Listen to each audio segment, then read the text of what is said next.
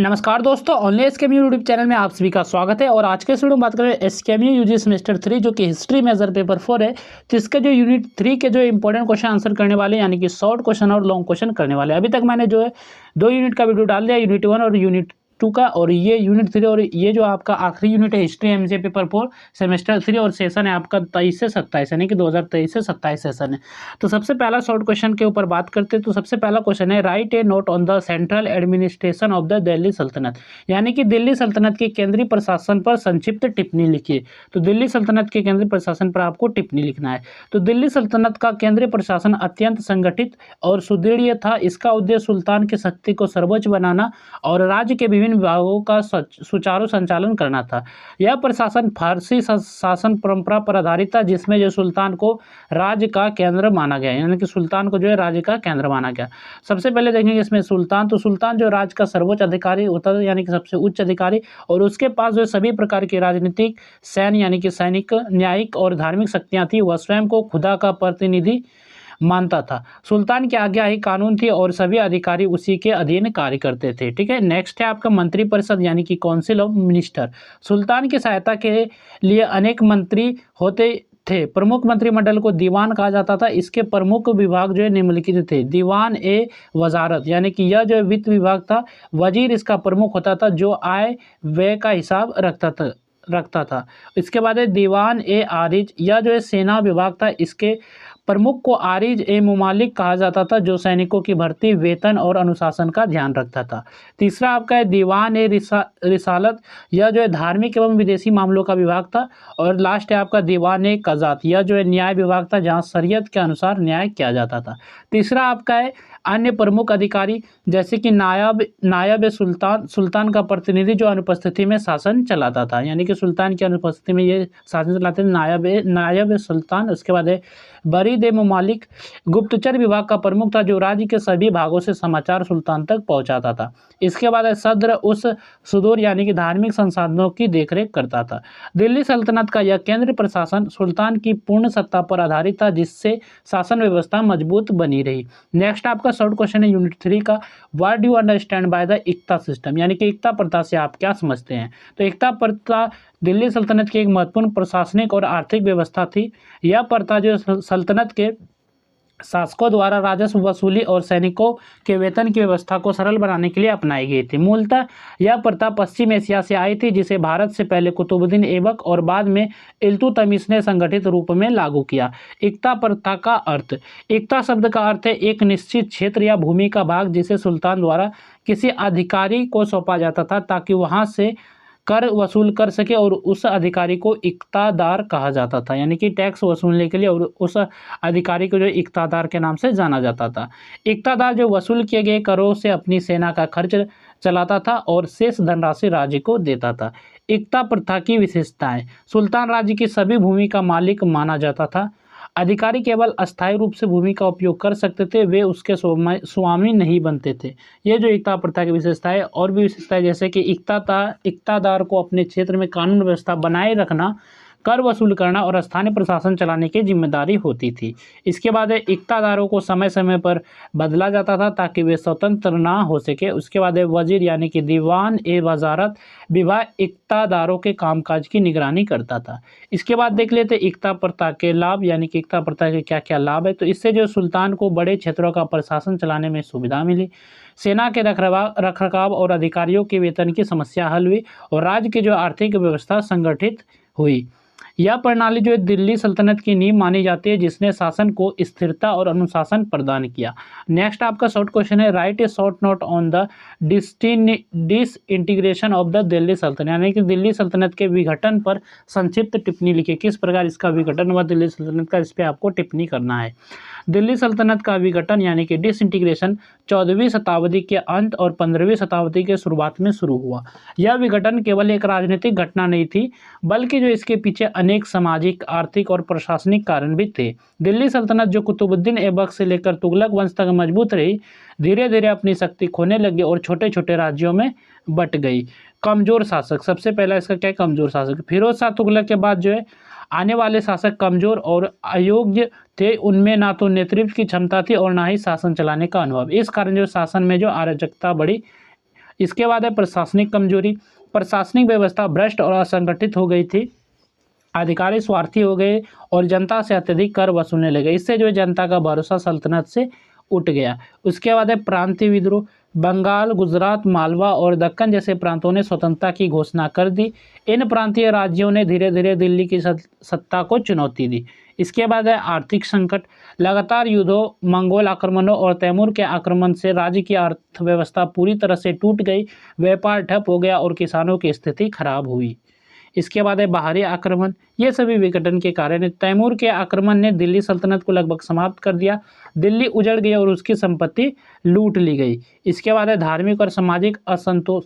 कट्टर धार्मिक नीति और जजिया कर के कारण हिंदू जनता में असंतोष बढ़ा। परिणाम स्वरूप समाज में विद्रोह की भावना पनपी। इन सभी कारणों से जो दिल्ली सल्तनत की केंद्रीय सत्ता कमजोर पड़ गई और अंततः 1414 ईस्वी में सैयद वंश के उदय के साथ तुगलक वंश का अंत हुआ।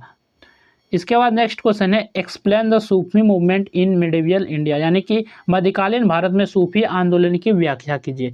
तो मध्यकालीन भारत में सूफी आंदोलन एक धार्मिक और सामाजिक सुधार आंदोलन था जिसने इस्लाम को मानवीय और आध्यात्मिक दृष्टि से समझाने का प्रयास किया। सूफी संतों ने प्रेम, सहिष्णुता, भाईचारा और ईश्वर भक्ति को महत्व दिया। उन्होंने धर्म के बाहरी आडंबरों की आलोचना की और सच्चे हृदय से ईश्वर की उपासना पर बल दिया। इसके बाद है क्या सूफी आंदोलन का उद्गम। सूफी आंदोलन की शुरुआत इस्लाम के प्रारंभिक दौर में पश्चिम एशिया से हुई थी और भारत में यह आंदोलन जो 12वीं शताब्दी में दिल्ली सल्तनत के समय विकसित हुआ और सूफी संतों ने इस्लाम की आध्यात्मिक भावना को अपनाते हुए हिंदू भक्ति आंदोलन से भी प्रेरणा ली। सूफी संतों की प्रमुख शिक्षाएं: ईश्वर एक है और वह सभी धर्मों के लोगों का समान रक्षक है। सभी मनुष्य एक समान है, जाति और धर्म के आधार पर कोई भेदभाव नहीं होना चाहिए। ये जो सूफी संतों की कुछ प्रमुख शिक्षाएं थी। इसके बाद है प्रेम, सेवा और सहनशीलता ही सच्चा धर्म है। धन और सत्ता से दूरी रखकर सादा जीवन जीने की सलाह दी गई। सूफी संतों ने संगीत, कव्वाली और भजन के माध्यम से भक्ति और प्रेम का प्रचार किया। प्रमुख सूफी संत, यानी कि इसमें कौन कौन से प्रमुख थे, तो भारत में जो प्रमुख सूफी संतों में ख्वाजा मोइनुद्दीन चिश्ती, निज़ामुद्दीन औलिया, शेख सलीम चिश्ती, शेख बुरहानुद्दीन और शेख फरीद का नाम उल्लेखनीय है। इन संतों ने जो अपने खाकों के माध्यम से, यानी कि अपने धार्मिक केंद्रों के माध्यम से लोगों को भक्ति, प्रेम और एकता का संदेश दिया। इसके प्रभाव क्या थे सूफी आंदोलन का, तो सूफी आंदोलन ने हिंदू और मुसलमानों के बीच मेल जोल और धार्मिक सहिष्णुता को बढ़ावा दिया। इसने भारतीय समाज में एकता और समानता की भावना को सुदृढ़ किया तथा इस्लाम को मानवीय रूप प्रदान किया। नेक्स्ट क्वेश्चन है describe the features of the भक्ति मूवमेंट, यानी कि भक्ति आंदोलन की विशेषताओं का वर्णन कीजिए। तो इसके पहले था सूफी आंदोलन, उसके बाद आपका है भक्ति आंदोलन। तो भक्ति आंदोलन जो मध्यकालीन भारत का एक महत्वपूर्ण धार्मिक और सामाजिक आंदोलन था जिसने ईश्वर भक्ति, प्रेम, समानता और सामाजिक एकता पर बल दिया। यह आंदोलन जो 7वीं से 17वीं शताब्दी के बीच दक्षिण से उत्तर भारत तक फैला और इसका उद्देश्य जो है धर्म को सरल और मानवीय बनाना था ताकि हर व्यक्ति सीधे ईश्वर से जुड़ सके। इसके बाद है ईश्वर के प्रति व्यक्तिगत भक्ति। भक्ति आंदोलन का मुख्य सिद्धांत था कि ईश्वर को केवल प्रेम और भक्ति से प्राप्त किया जा सकता है, ना कि यज्ञ, पूजा पाठ या पंडितों के माध्यम से। संतों ने कहा कि ईश्वर हर व्यक्ति के हृदय में निवास करता है। समानता की भावना। भक्ति संतों ने जाति, धर्म, भाषा और लिंग के भेदभाव का विरोध किया। उन्होंने सिखाया कि सभी मनुष्य ईश्वर की संतान है और सभी जो है समान है। इसके बाद है सरल भाषा का प्रयोग। भक्ति संतों ने जनता की भाषाओं में उपदेश दिए, जैसे तुलसीदास, कबीर, मीराबाई, नामदेव और रविदास ने हिंदी, ब्रज और अवधी में भक्ति पद लिखे। इससे जो है भक्ति विचार जनसाधारण तक पहुंचा। इसके बाद है सामाजिक सुधार। भक्ति आंदोलन ने अंधविश्वास, पाखंड और मूर्ति पूजा जैसी कुरीतियों की आलोचना की। इसने समाज में नैतिकता, प्रेम और सहिष्णुता का प्रसार किया। इसके बाद है आपका धार्मिक एकता। भक्ति आंदोलन ने हिंदू मुस्लिम एकता को प्रोत्साहित किया। कबीर जैसे संतों ने कहा, ना हिंदू ना मुसलमान, सबका मालिक एक। प्रमुख संत और धाराएं क्या थे भक्ति आंदोलन में, ये भी देख लेते। तो निर्गुण भक्ति धारा, जिसमें कबीर और दादू जैसे संतों ने निराकार ईश्वर की भक्ति की। सगुण भक्ति धारा, जिसमें जो है तुलसीदास और मीराबाई जैसे भक्तों ने सगुण ईश्वर यानी कि राम और कृष्ण की उपासना की। भक्ति आंदोलन ने भारतीय समाज में प्रेम, एकता और मानवता का भाव फैलाया। इसके बाद नेक्स्ट क्वेश्चन है, right A note on the architecture of the Delhi sultanate, यानी कि दिल्ली सल्तनत के स्थापत्य कला पर टिप्पणी लिखिए। दिल्ली सल्तनत की स्थापत्य कला मध्यकालीन भारत की सबसे महत्वपूर्ण विशेषताओं में से एक थी। इस काल में भारतीय और इस्लामी स्थापत्य शैली का सुंदर संगम देखने को मिलता है। इस कला ने केवल धार्मिक भवनों को भव्य बनाया, बल्कि प्रशासनिक और सैन्य संरचनाओं में भी नई शैली का विकास किया। स्थापत्य शैली की विशेषताएं, इस काल की इमारतों में गुंबद, मीनार, मेहराब और गुंबददार छतें प्रमुख थी। लाल पत्थर और संगमरमर का अधिक उपयोग किया गया। भवनों की दीवारों पर कुरान की आयतें खुदी होती थी। और जो भारतीय शिल्पकारों ने इस्लामी स्थापत्य में स्थानीय कलात्मक तत्व भी जोड़े, जैसे घंटी, कमल और लता पत्तियों के डिजाइन। प्रमुख स्थापत्य कृतियाँ, कुतुब मीनार, कुतुबुद्दीन ऐबक ने इसकी नींव रखी और इल्तुतमिश ने इसे पूरा किया।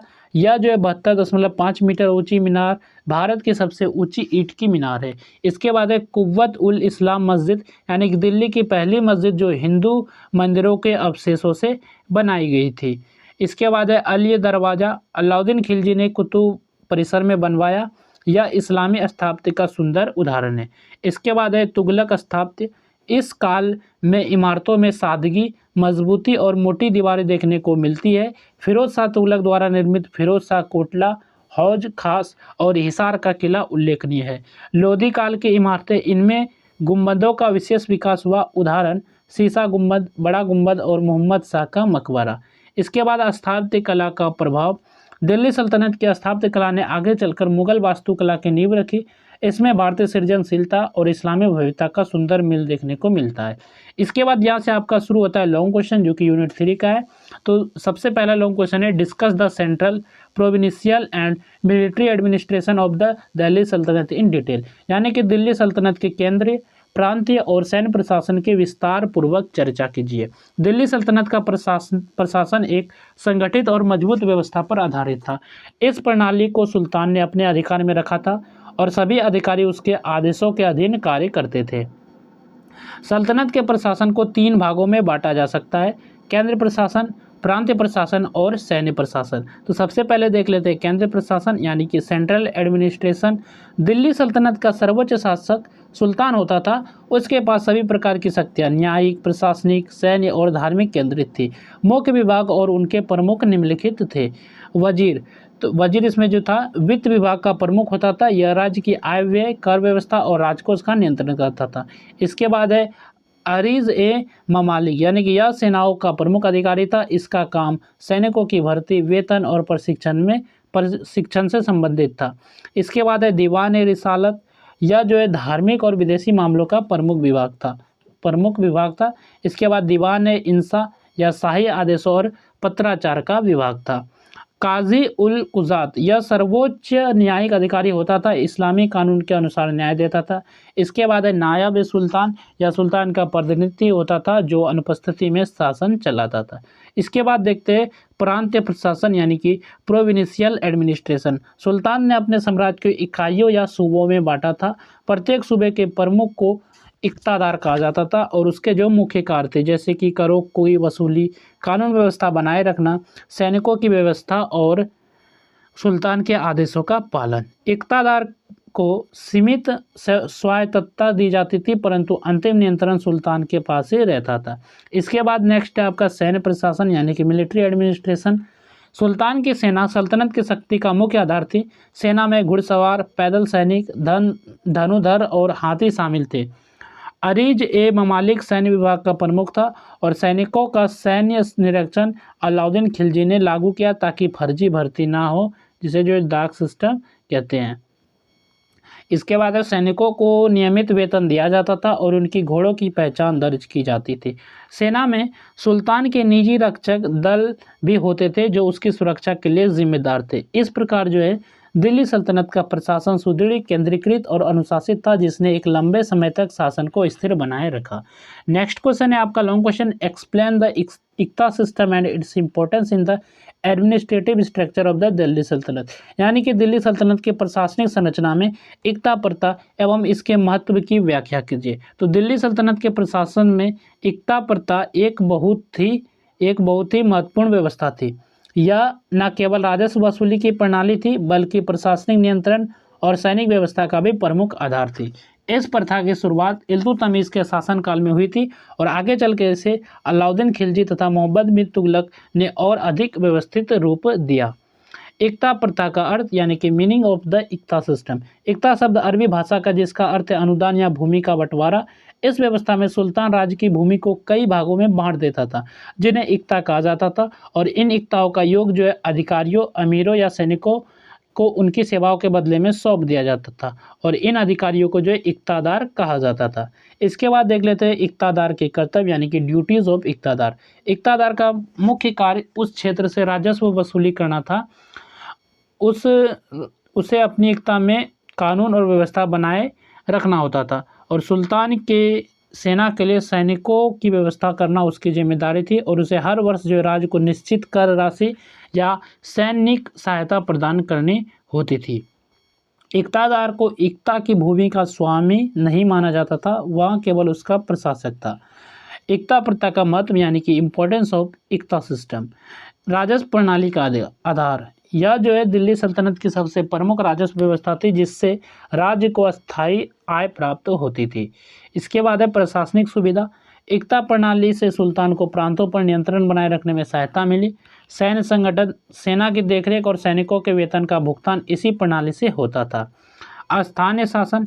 इक्तादार स्थानीय प्रशासन का केंद्र था जिससे जनता और राज्य के बीच सीधा संबंध बना रहता था। सुल्तान की शक्ति में वृद्धि। इस प्रणाली ने सुल्तान को अपने अधिकारियों को नियंत्रित रखने में मदद की क्योंकि इक्तादार का पद अस्थायी और सुल्तान की इच्छा पर निर्भर था। एकता प्रथा ने दिल्ली सल्तनत की प्रशासनिक संरचना को स्थिरता प्रदान की और इसे एक संगठित साम्राज्य के रूप में स्थापित करने में महत्वपूर्ण भूमिका निभाई। नेक्स्ट क्वेश्चन है analyse the causes and consequence of the disintegration of the Delhi sultanate, यानी कि दिल्ली सल्तनत के विघटन के कारणों एवं परिणामों का विश्लेषण कीजिए। तो क्या क्या कारण है दिल्ली के सल्तनत के विघटन का और परिणाम क्या है, तो इस पर आपको चर्चा करना है यानी कि विश्लेषण करना है। तो दिल्ली सल्तनत का विघटन भारतीय इतिहास की एक महत्वपूर्ण घटना थी। यह एक ऐसी प्रक्रिया थी जिसमें धीरे धीरे सुल्तान की शक्ति कमजोर होती गई और अंततः सल्तनत का पतन हो गया। यह विघटन कई आंतरिक और बाहरी कारणों का परिणाम था। दिल्ली सल्तनत के विघटन के कारण यानी कि कॉजेज ऑफ दिल्ली सल्तनत का जो है डिसइंटीग्रेशन, ठीक है, causes of disintegration of Delhi सल्तनत। तो कमजोर शासक इसका जो पहला कारण है, यानी कि मोहम्मद बिन तुगलक और फिरोज शाह तुगलक के बाद आने वाले सुल्तान अयोग्य और कमजोर थे। वे राज्य की एकता और प्रशासन को सुदृढ़ बनाए रखने में असफल रहे यानी कि विफल रहे। उत्तराधिकार विवाद, ये भी कारण है आपका। सल्तनत में उत्तराधिकार की कोई निश्चित परंपरा नहीं थी। प्रत्येक सुल्तान के बाद सिंहासन के लिए राजकुमारों, अमीरों और सेनापतियों में संघर्ष शुरू हो जाता था जिससे साम्राज्य की स्थिरता खत्म हो गई। इसके बाद है प्रांतीय विद्रोह। सल्तनत के विभिन्न प्रांतों जैसे बंगाल, गुजरात, मलवा और जौनपुर और दक्कन में बार बार विद्रोह हुए। स्थानीय शासकों ने अपनी स्वतंत्रता घोषित कर दी। आर्थिक संकट, लगातार युद्धों और अत्यधिक करों के कारण जनता असंतुष्ट हो गई, राजकोष खाली होने लगा और प्रशासन कमजोर हो गया। मंगोल और तैमूर के आक्रमण। 13वीं और 14वीं शताब्दी में मंगोलों के बार बार आक्रमण और 1398 ईस्वी में तैमूर के आक्रमण ने दिल्ली को पूरी तरह तबाह कर दिया। इससे सल्तनत की सैन्य और आर्थिक शक्ति दोनों नष्ट हो गई। इसके बाद है प्रशासनिक कमजोरी। एकता प्रथा और केंद्रीकृत शासन व्यवस्था धीरे धीरे कमजोर हो गई। प्रांत शासक स्वतंत्रता की ओर बढ़ने लगी। इसके बाद है विघटन के परिणाम, कॉन्सिक्वेंस ऑफ डिसइंटीग्रेशन, स्वतंत्र राज्यों का उदय यानी कि स्वतंत्र राज्यों का उदय। दिल्ली सल्तनत के पतन के बाद बंगाल, गुजरात, मलवा, जौनपुर और बहमनी जैसे स्वतंत्र राज्य उभर आए। इसके बाद दिल्ली की प्रतिष्ठा में कमी। दिल्ली जो कभी सत्ता का केंद्र थी वही एक सामान्य नगर बन गई। इसके बाद है राजनीतिक अस्थिरता। भारत में लंबे समय तक राजनीतिक एकता नहीं रही जिससे विदेशी शक्तियों को आक्रमण का अवसर मिला। इसके बाद है मुगल साम्राज्य का मार्ग प्रशस्त। सल्तनत के पतन के बाद भारत में मुगल साम्राज्य के उदय की भूमिका तैयार हुई। इस प्रकार जो दिल्ली सल्तनत का विघटन दुर्बलता, आर्थिक संकट और विदेशी आक्रमणों के कारण हुआ जिसने जो भारतीय इतिहास की दिशा बदल दी। नेक्स्ट क्वेश्चन है, एग्जामिन द सूफी एंड भक्ति movements and there impact on Indian society, यानी कि सूफी और भक्ति आंदोलनों तथा उनके भारतीय समाज पर प्रभाव की विवेचना कीजिए। तो मध्यकालीन भारत में सूफी और भक्ति आंदोलन दो ऐसे सामाजिक और धार्मिक सुधार आंदोलन थे जिन्होंने भारतीय समाज में गहरी एकता, समानता और भाईचारे की भावना को जन्म दिया। इन दोनों आंदोलनों का उद्देश्य धर्म के बाहरी आडंबरों को दूर करना और ईश्वर के प्रति सच्ची भक्ति एवं मानवता की भावना को बढ़ावा देना था। सूफी आंदोलन यानी कि सूफी मूवमेंट, सूफी आंदोलन का उदय जो 12वीं शताब्दी में इस्लाम धर्म के रहस्यवादी विचारों का साथ हुआ। सूफी संतों ने प्रेम, करुणा और ईश्वर के साथ आत्मिक संबंध पर बल दिया। उन्होंने धर्म के बाहरी प्रदर्शन की जगह मन की शुद्धता को अधिक महत्व दिया। सूफी आंदोलन की मुख्य विशेषताएं जैसे कि सूफी संत अल्लाह की उपासना प्रेम और भक्ति से करते थे। उन्होंने हिंदू और मुसलमानों के बीच सांप्रदायिक सौहार्द का संदेश दिया। सूफी सिलसिलों में प्रमुख यानी कि इसमें जो कौन प्रमुख थे, चिश्ती, सुहरवर्दी और नक्शबंदी परंपराएं थी। इसके बाद है प्रसिद्ध सूफी संतों में ख्वाजा मुइनुद्दीन चिश्ती, निज़ामुद्दीन औलिया और शेख सलीम चिश्ती प्रमुख थे। इसके बाद देख लेते हैं भक्ति आंदोलन यानी कि भक्ति मूवमेंट। भक्ति आंदोलन का आरंभ जो है दक्षिण भारत में आलवार और नायनार संतों से हुआ और बाद में यह पूरे भारत में फैल गया। इस आंदोलन ने मूर्ति पूजा, जातिगत भेदभाव और कर्म कांडों का विरोध किया। इसके मुख्य विशेषताएं देख लेते हैं भक्ति आंदोलन का। ईश्वर की भक्ति और प्रेम को सर्वोच्च माना गया। समाज में समानता, सहिष्णुता और एकता का संदेश दिया गया। संतों ने सरल भाषा में भजन और दोहों के माध्यम से अपना संदेश फैलाया। प्रमुख संतों में कबीर, मीराबाई, गुरु नानक, रैदास, तुलसीदास और नामदेव शामिल थे। इसके बाद भारतीय समाज पर प्रभाव यानी कि इम्पैक्ट ऑन इंडियन सोसाइटी। इन आंदोलनों ने हिंदू मुस्लिम एकता को बढ़ावा दिया। समाज में जाति और धर्म के भेदभाव को कम किया गया। इसके बाद महिलाओं को भी आध्यात्मिक समानता का अधिकार मिला। इनसे साहित्य और क्षेत्रीय भाषाओं हिंदी, पंजाबी, बंगाली आदि का विकास हुआ। धार्मिक सहिष्णुता और मानवता का प्रसार हुआ। सूफी और भक्ति आंदोलनों ने भारतीय समाज को प्रेम, शांति और समानता के पथ पर अग्रसर किया, जिससे एक नई सामाजिक चेतना का जन्म हुआ। इसके बाद नेक्स्ट क्वेश्चन है, right A detail note on the art and the architecture of the Delhi सल्तनत पीरियड, यानी कि दिल्ली सल्तनत काल की कला एवं स्थापत्य पर विस्तृत टिप्पणी लिखिए। दिल्ली सल्तनत काल भारतीय कला और स्थापत्य के इतिहास में एक अत्यंत महत्वपूर्ण काल माना जाता है। इस काल में भारतीय और इस्लामी कला के मेल से एक नई स्थापत्य शैली का जन्म हुआ, जिसे इंडो इस्लामिक स्थापत्य शैली कहा जाता है। सल्तनत काल के शासकों ममलूक, खिलजी, तुगलक, सैयद और लोधी सभी ने इस दिशा में उल्लेखनीय योगदान दिया। स्थापत्य कला का विकास यानी कि development of architecture.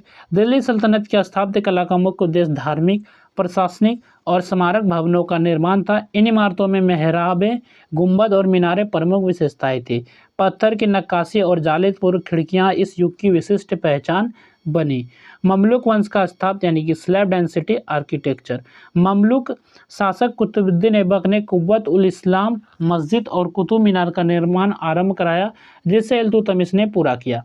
Qutub Minar का लाल बलवा पत्थर से बनी विश्व प्रसिद्ध मीनार है, जो इस्लामी स्थापत्य की श्रेष्ठ मिसाल है। खिलजी काल का स्थापत्य। अलाउद्दीन खिलजी ने दिल्ली में अलाई दरवाजा का निर्माण करवाया, जो कुतुब परिसर में स्थित है। यह इमारत मेहराबों और लाल पत्थरों की जटिल नक्काशी के लिए प्रसिद्ध है। इस काल में स्थापत्य कला में सादगी के साथ भव्यता का समावेश हुआ। तुगलक वंश का स्थापत्य। तुगलक शासकों ने मजबूत और उपयोगी इमारतें बनवाई। गयासुद्दीन तुगलक ने तुगलकाबाद किला बनवाया। मोहम्मद बिन तुगलक ने जौनपुर और दौलताबाद में इमारतें बनवाई। फिरोज शाह तुगलक ने फिरोज शाह कोटला, हौज खास और कई मस्जिदों का निर्माण किया। लोधी काल का स्थापत्य। लोधी वंश के समय मकबरा शैली का विकास हुआ। शीशा गुंबद, 12 गुंबद और लोधी गार्डन के मकबरे इस काल के उदाहरण हैं। इसके बाद एक कला के विशेषता यानी कि फीचर्स ऑफ सल्तनत आर्ट। लाल और सफ़ेद पत्थर का प्रयोग यानी कि लाल और सफ़ेद पत्थर का प्रयोग। गुंबद, मीनार और मेहराबों का प्रयोग। जालीदार खिड़कियां और सुंदर नक्काशी। ईरानी और भारतीय स्थापत्य शैलियों का संगम। दिल्ली सल्तनत काल के स्थापत्य कला ने न केवल भारतीय स्थापत्य को नई दिशा दी बल्कि आगे चलकर मुगल स्थापत्य की नींव भी रखी। तो इस तरह जो आपका यूनिट 3 का जो क्वेश्चन कंप्लीट हो गया, जो कि आपके सिलेबस में 3 यूनिट थे वो कंप्लीट हो गया। तो चलिए देखते हैं नेक्स्ट वीडियो जो बात करेंगे वो सेट के बारे में, यानी कि 3 सेट इसके आपके जो सब्जेक्ट है हिस्ट्री में एमजे पेपर 4 यानी कि मेजर 4 जो इससे 3 सेट मैंने बनाया, तो उसको भी नेक्स्ट वीडियो में कर लेंगे। ठीक है।